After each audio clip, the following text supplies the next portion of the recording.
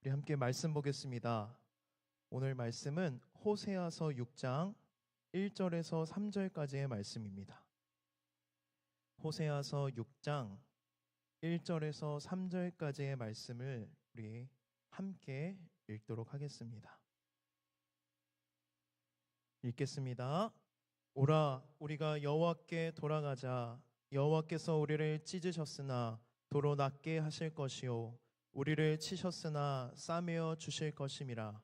여호와께서 이틀 후에 우리를 살리시며 셋째 날에 우리를 일으키시리니 우리가 그의 앞에서 살리라. 그러므로 우리가 여호와를 알자. 힘써 여호와를 알자. 그의 나타나심은 새벽빛같이 어김없나니 비와 같이 땅을 적시는 늦은 비와 같이 우리에게 임하시리라 하니라. 아멘. 여러분, 정보 과잉 시대, 지식 과잉 시대라는 말을 들어보셨을 것입니다. 정보와 지식이 넘쳐난다는 뜻입니다. 넘쳐나는 정보와 지식에서 내가 정말로 필요한 정보와 지식을 찾아내는 것이 능력이라고 할 정도로 지금 우리가 살아가고 있는 이 시대 가운데에 정보와 지식이 귀중한 가치를 가지고 있습니다. 그렇다면 여러분은 요즘 어떤 정보를 이렇게 찾고 계십니까? 어떤 정보에 관심을 갖고 있으신가요? 무엇을 알기 위해 여러분은 시간을 투자하고 계신가요? 주로 여러분들 한 주간 삶을 돌아보면서 무엇을 검색했는지를 보면 알 수 있을 것 같습니다. 유튜브 알고리즘이나 또는 구글, 인스타의 지난 검색어를 보면 내가 어디에 관심을 갖고 있고 어떤 정보와 어떤 지식을 추구하며 살아가고 있는지를 확인해 볼 수 있을 것입니다. 너무 많은 정보 속에서 살아가다 보니까 너무 많이 우리가 알아야 할 게 많아졌습니다. 세상은 점점 더 빨리 변화하고 그 변화할 때마다 수많은 정보와 지식이 우리에게 쏟아져 내려오고 있는데 우리는 이때에 어디에 관심을 갖고 무엇을 추구하며 살아가야 하는지 고민해야 합니다. 여러분이 갖고 있는 그 많은 지식이 여러분을 어디로 이끌고 있는지 여러분의 삶을 한번 점검해 보시기 바랍니다. 알아야 할 것들이 너무 많다 보니까 우리는 점점 하나님을 아는 지식을 추구하지 않으며 살아가는 것 같습니다. 하나님을 알기 위해 투자하는 시간보다 내가 관심 있고 알고 싶어하는 정보에 우리는 더 많은 시간을 투자한다는 것을 부정할 수 없을 것입니다. 그런데요, 여러분, 내가 알고 싶어하고 나에게 필요하다고 생각하는 그 정보들은 우리의 삶을 안락하고 편하게 만들어줄 수 있을지는 몰라도 우리에게 영생을 줄 수는 없습니다. 우리의 영혼을 구원할 수 없다는 것을 반드시 기억하시기 바랍니다. 예수님은 우리에게 뭐라고 말씀하셨냐면 영원한 생명은 하나님을 아는 것이라고 말씀하십니다. 우리 요한복음 17장 3절의 말씀을 우리 함께 읽겠습니다. 시작.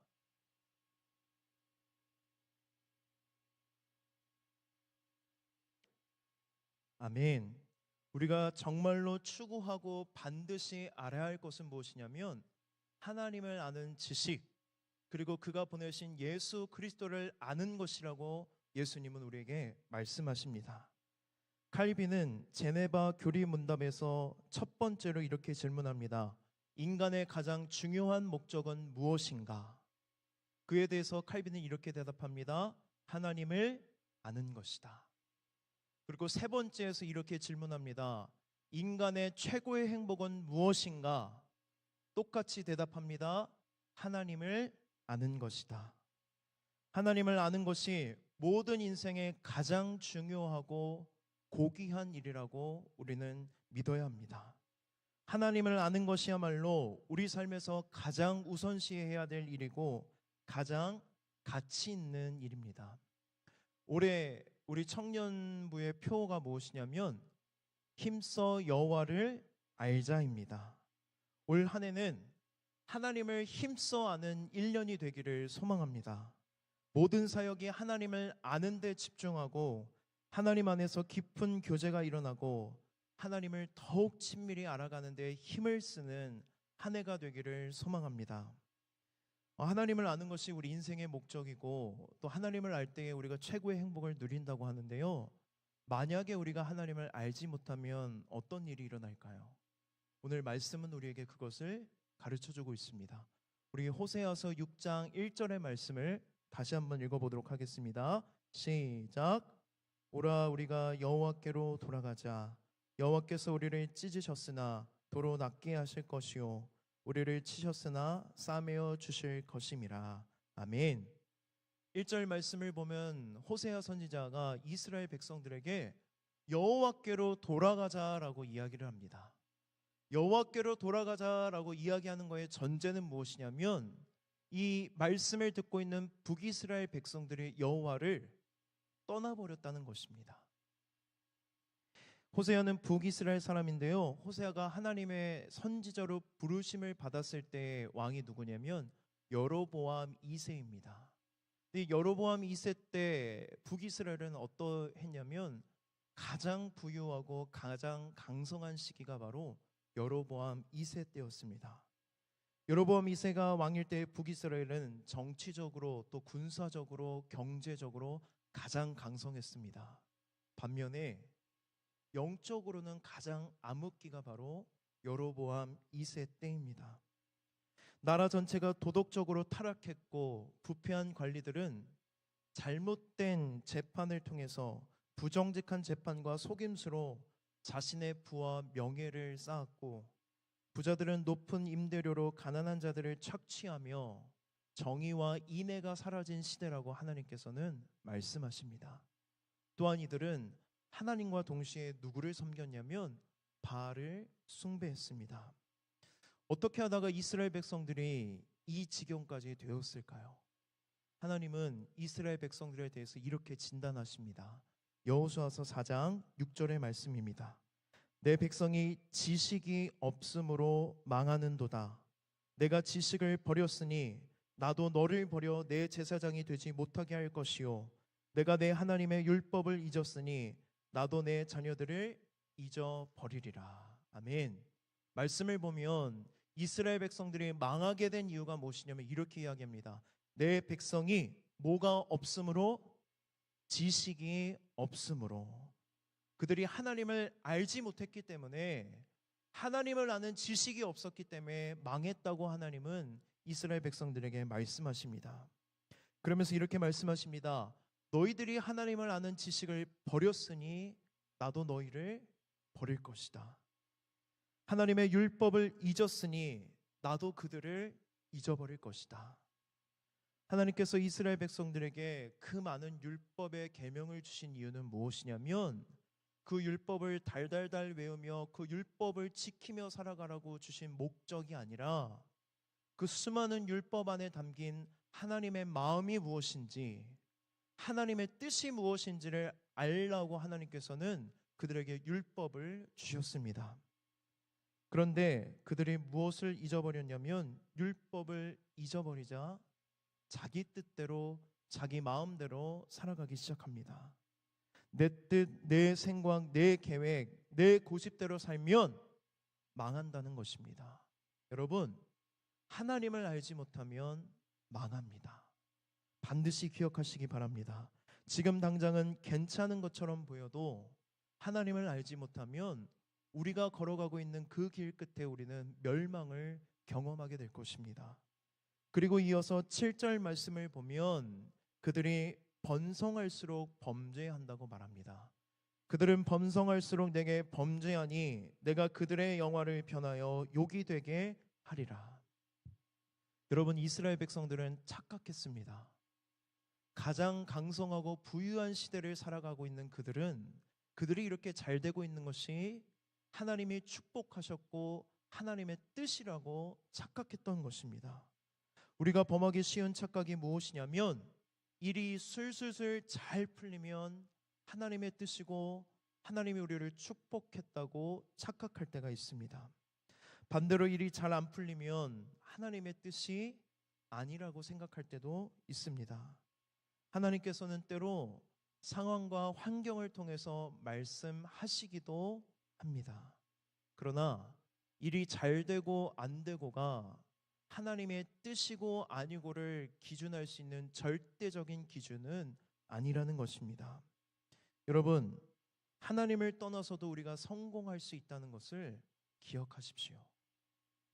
하나님 안에 있어도 실패할 수 있다는 것을 기억하십시오. 이것이 다 하나님을 알지 못했기 때문에 일어난 일입니다. 하나님을 알지 못한 채 성공하는 것은 위험한 일입니다. 왜냐하면 교만해지기 때문입니다. 호세아서 7장 10절의 말씀입니다. 이스라엘의 교만은 그 얼굴에 드러난다니 그들이 모든 일을 당하여도 그들의 하나님 여호와께로 돌아오지 아니하며 구하지도 아니하도다. 아멘.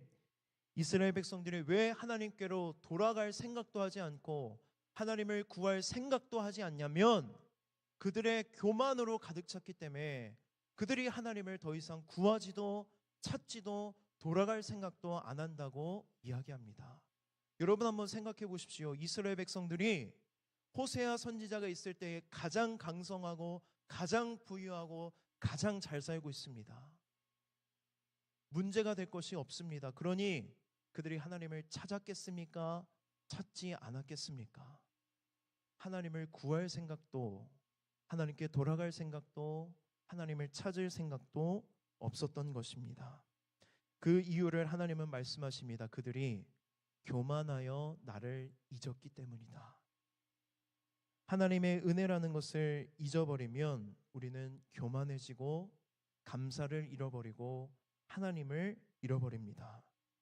여러분의 삶을 한번 돌아보십시오. 저도 정직하게 제 삶을 돌아보면 문제가 있을 때는 참 간절히 하나님을 찾습니다. 그러나 내 인생에 문제가 없고 고난이 없고 평탄할 때, 아쉬울 것이 없을 때 우리는 하나님을 구하지도 찾지도 않는 모습을 볼 수 있습니다. 이러한 교만한 마음은 더욱 변질되어 어떠한 마음으로 이어지냐면 음란한 마음으로 이어집니다. 우리 호세아서 5장 4절의 말씀을 함께 읽도록 하겠습니다. 시작.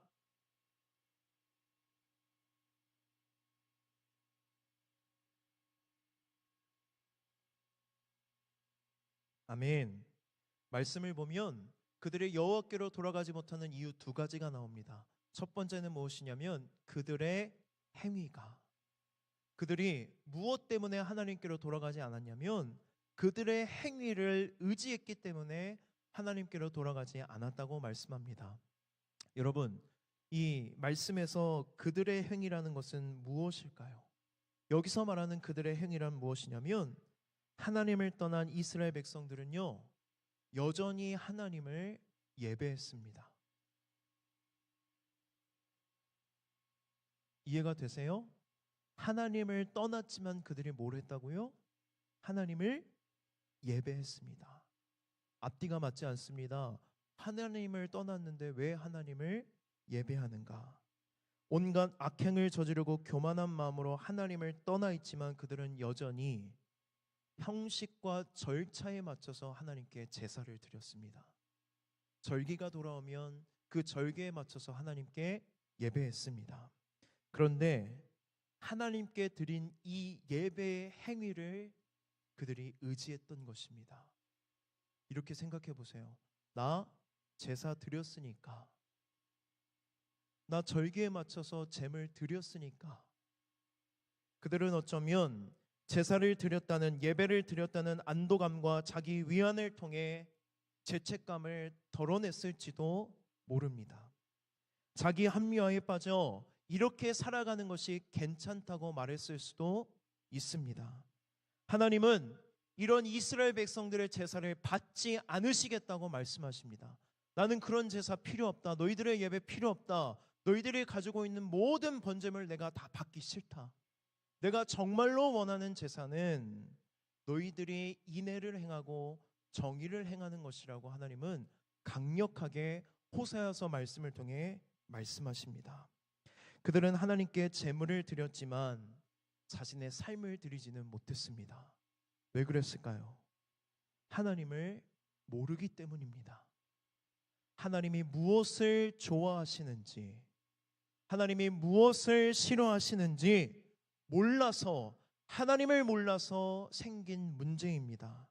예배를 드리고 있는 우리가 경계해야 할 모습입니다. 여러분, 주일 예배 한 번 드리는 것이 결코 우리 삶의 면죄부가 될 수 없습니다. 예배를 드렸음에도 불구하고 이스라엘 백성들처럼 하나님을 알지 못하면, 이 예배 시간 가운데 임하신 하나님을 만나지 못하면 우리의 삶은 결코 변할 수 없습니다. 일주일 동안 내 마음대로 내 뜻대로 살다가 주일 예배 한 번 드리는 것으로 내 삶은 변화되지 않습니다. 우리는 이 예배를 통해 하나님을 만나야 합니다. 이 예배를 통해 하나님을 알아야 합니다. 하나님을 알 때에 우리의 삶은 하나님께 드려지는 거룩한 산제물, 하나님이 기뻐하시는 예배가 될 수 있음을 믿으시기 바랍니다. 또한 말씀을 보면 두 번째로 하나님께로 돌아가는데 방해하는 것이 무엇이냐면 음란한 마음이라고 합니다. 마음속에 이 음란한 마음이 있어서 하나님을 알지 못하게 만들고 방해하고 있다고 호세아 선지자는 외칩니다. NIV 성경을 보면 이 음란한 마음을 노골적으로 표현하고 있습니다.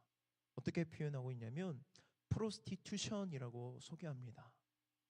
프로스티튜션, 여러분 무슨 뜻인지 아세요? 매춘, 성매매.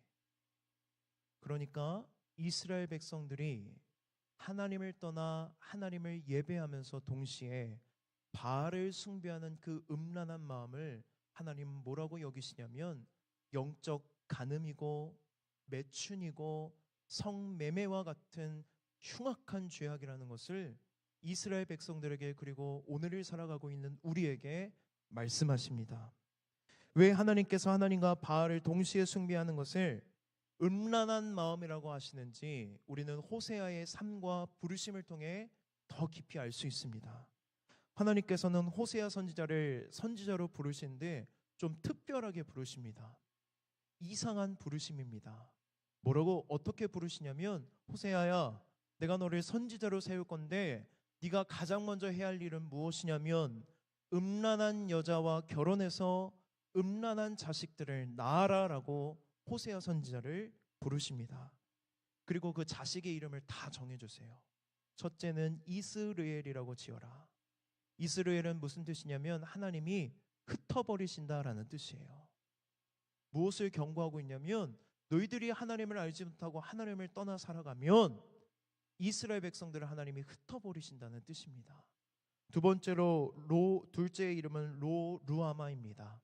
히브리어에서 로는 뭐냐면 부정어예요. not. 루하마가 뭐냐면 긍휼히 여기다라는 뜻입니다. 그러니까 무슨 뜻이냐면 내가 이스라엘 백성들을 더 이상 긍휼히 여기지 않겠다라고 말씀하십니다. 그리고 마지막 셋째가 나왔을 때 이름을 뭐라고 부르냐면 로암미라고 부릅니다. 암미는 뭐냐면 내 백성이다라는 뜻이거든요. 이스라엘 백성들은 내 백성이 아니다라고 하나님께서는 호세아 선지자를 부르셔서 그의 인생을 통해 하나님의 말씀을 전하게 하십니다. 그런데 여러분, 이 호세아 선지자와 결혼한 여자 고멜이 어떤 여인이라고 성경은 이야기합니까? 음란한 여인이라고 이야기해요. 음란한 여인.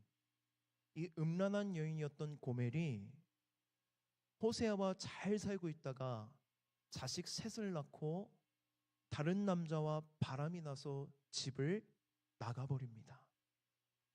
그런데요, 하나님이 그 호세아를 부르셔서요, 집 나간 고멜을 다시 데려오라고 말씀하십니다. 사랑하는 아내가 자식 셋을 내버려 두고 다른 남자와 바람이 나서 집을 나갔습니다. 여러분, 저는 성경을 읽을 때에 성경 속의 인물이 되어서 한번 상상하고 묵상을 하는데요, 도저히 이 말씀은 상상하기가 어렵더라고요. 만약 사랑하는 내 아내가 세우미와 이루미를 내버려 두고 다른 남자와, 이렇게 설교 다 듣거든요. 예입니다. 다른 남자와 바람이 나서 집을 나간다. 상상하기도 싫은데 조금 상상해 봤더니 어떤 마음이냐면 마음이 갈갈이 다 찢겼을 것 같아요. 매일매일마다 울었을 것 같아요. 그런데 하나님이 호세아에게 뭐라고 말씀하십니까? 바람나서 집 나간 아내를 다시 데려오라고 말씀하십니다. 호세아는요, 이 과정을 통해서 뭘 깨달았냐면 하나님의 마음이 무엇인지, 하나님이 어떤 분이신지 알게 되고 경험하게 됩니다. 호세아의 그 마음이 바로 하나님의 마음이라는 거예요. 북이스라엘 백성들이 바알을 숭배하는 것이 고멜이 바람을 펴서 집을 나간 것과 마찬가지라는 것입니다. 그것이 바로 음란한 마음이라고 하나님은 말씀하십니다. 호세아는 이스라엘 백성들이 하나님을 버리고 바알과 아세라 신전으로 나아갈 때에 하나님의 마음이 갈갈이 찢겨졌고 그 마음 때문에 도저히 견딜 수가 없어서 호세아 선지자를 통해 하나님께서 하나님의 마음을, 하나님의 말씀을 전하게 하신 것입니다. 사랑하는 청년 여러분, 호세와 고멜의 관계는 하나님과 이스라엘 백성과의 관계뿐만이 아니라 하나님과 바로 나의 관계이기도 합니다. 그래서 호세아는 하나님의 마음으로 이스라엘 백성에게 그리고 우리에게 하나님께로 돌아가자라고 선포합니다. 하나님께로 돌아가는 것이 어떠한 의미일까요? 우리 3절의 말씀을 함께 읽겠습니다. 시작.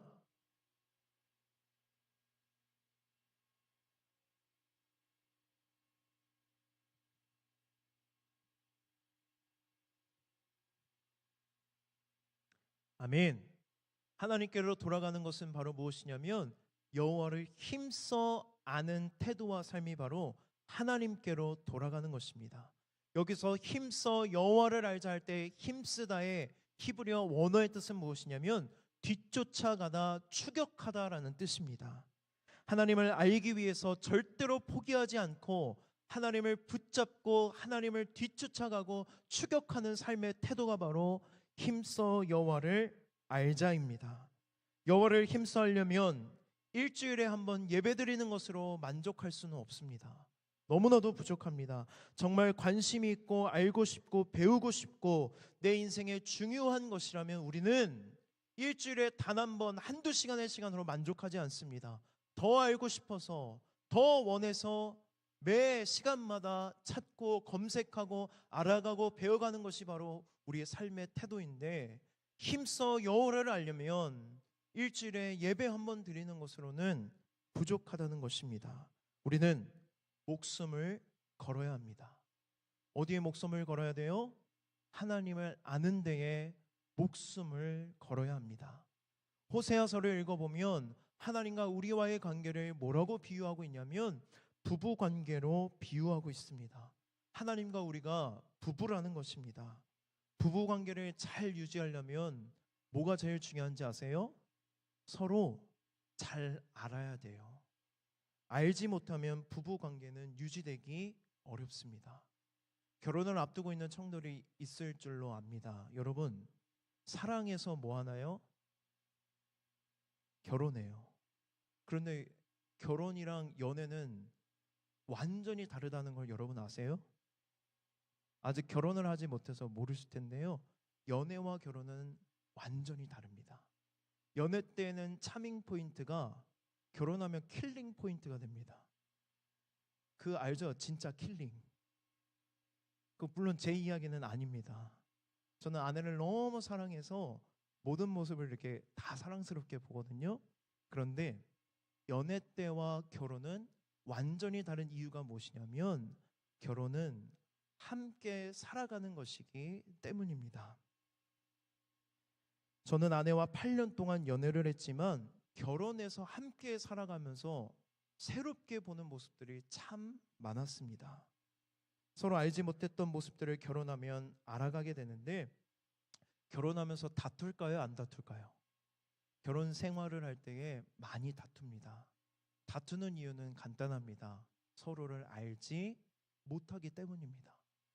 서로를 알았더라면 배려하고 사랑하고 참았을 텐데 서로 알지 못하기 때문에 그 차이로 인해서 우리가 뭐 하냐면 다투게 되더라고요. 그럴 때 여러분 꼭 내가 뭘 좋아하고 뭘 싫어하는지 분명하게 알려주고 전하는 게 중요합니다. 그래서 아는 것이 참 중요한데요. 사랑은 오래 참는 것이라는 것을 우리는 알 수 있습니다. 사랑하면 참을 수 있습니다. 그런데 여러분, 참으려면 알아야 참을 수 있습니다. 상대방이 왜 이 타이밍에 화가 났는지, 뭐 때문에 마음이 상했는지, 무엇을 좋아하고 무엇을 싫어하는지 알아야 사랑으로 참을 수 있습니다. 제가 생각하는 사랑은 좋아하는 것은 하는데 싫어하는 것을 안 하는 것이 저는 사랑이라고 생각합니다. 우리가 서로 잘 알 때에 부부 관계가 유지되는 것입니다. 그래서 잘 알아야 합니다. 그런데 신앙도 마찬가지입니다. 신앙은요, 하나님과 사랑하고 하나님과 관계를 유지하고 하나님과 함께 살아가는 것이 신앙입니다. 그래서 우리는 신앙을 뭐라고 부르냐면 신앙 생활이라고 부릅니다. 하나님과 관계를 지키려면 힘써서 하나님을 알아야 합니다. 하나님이 무엇을 싫어하시는지, 하나님이 무엇을 좋아하시는지 알아야 우리는 하나님과 함께 살아갈 수 있습니다. 하나님과 관계가 친밀해질 수 있습니다. 하나님을 알 때에 우리는 이 말씀처럼 하나님이 우리의 인생 가운데에 새벽 빛같이 늦은 비같이 임하는 것을 경험하고 누릴 수 있습니다. 송고영신 예배 때에 송고영신 예배에 나오신 우리 청년들이 기도 제목을 써서 냈습니다. 그래서 제가 그 기도 제목을 다 받아다가 내신 분들에 한해서 그 기도 제목을 가지고 새벽마다 기도합니다. 여러분들 이름을 불러가며 기도하는데 기도하다가 문득 어떠한 마음을 얻게 됐냐면 청년들이 불확실한 미래에 대한 염려가 많은 것 같다라는 생각을 했습니다. 확실하게 정해지지 않았기 때문에 미래에 대해서 또 비전에 대해서 꿈에 대해서 또 결혼에 대해서 취업에 대해서 여러 가지 고민을 갖고 기도하고 있구나라는 것을 깨달을 수 있었습니다. 여러분, 내 미래를 생각하면 여러분은 기대가 되시나요? 아니면 염려가 되시나요? 여러분의 미래를 생각하면 그 미래는 장밋빛인가요? 아니면 회색빛인가요? 내 인생에 아무것도 희망이 없는 것 같고 캄캄한 것처럼 여겨진다면 미래에 대한 불확실함 때문에 염려하며 살아가고 있다면 여러분, 하나님을 힘써 아십시오. 하나님이 어떤 분이신지 알기 시작할 때 여호수아서 6장 3절의 말씀과 같이 여러분의 인생 가운데에 하나님이 새벽빛같이 늦은 비같이 임하고 계시다는 것을 알고 경험하게 될 것입니다. 하나님이 내 인생에 임하면 더 이상 걱정 없습니다. 왜냐하면 내 삶을 계획하시고 내 삶을 인도하고 계시는 하나님이 어떤 분이신지를 알기 때문입니다. 하나님을 알면 내가 알고 있는 그 하나님을 따라 하나님의 계획하신 대로 인도하신 대로 나아갈 때에 우리는 더 이상 미래에 대해서 염려하거나 걱정할 필요가 없습니다. 하나님은 사랑이십니다. 그분은 가장 선하시고 가장 완전하시고 가장 아름다우시고 가장 존귀하신 분이십니다. 여러분, 기도 응답받는 것이 신앙의 목적이 될 수 없습니다. 우리가 하고 있는 사역, 헌신, 우리가 하고 있는 봉사가 신앙의 목적이 될 수 없습니다. 우리 신앙의 궁극적인 목적은 하나님을 아는 것입니다. 하나님이 얼마나 매력적이신 분이냐면 하나님은 알면 알수록 빠져들게 만드는 분이십니다. 바울 사도는 이렇게 고백합니다. 세상 모든 지식보다 예수님을 아는 지식이 너무나도 고귀하기 때문에 세상의 모든 지식을 내가 다 배설물로 여긴다고 고백합니다. 하나님을 아는데 어떻게 하나님을 믿지 않을 수 있을까요? 하나님을 아는데 어떻게 하나님을 사랑하지 않을 수가 있을까요? 하나님을 아는데 어떻게 하나님의 말씀을 순종하지 않을 수가 있을까요? 하나님을 알아서 하나님이 믿어지고 하나님께 순종하고 헌신하고 하나님을 사랑하게 되는 2024년이 되기를 축복합니다. 우리 시간에 함께 찬양하고 기도하면 좋겠습니다. 우리 함께 찬양하고 기도할 때에 우리 올해의 표어처럼 여호와를 알고 힘써 아는 한 해가 되기를 결단하는 마음으로 우리 함께 찬양하고 기도의 자리로 나아가겠습니다.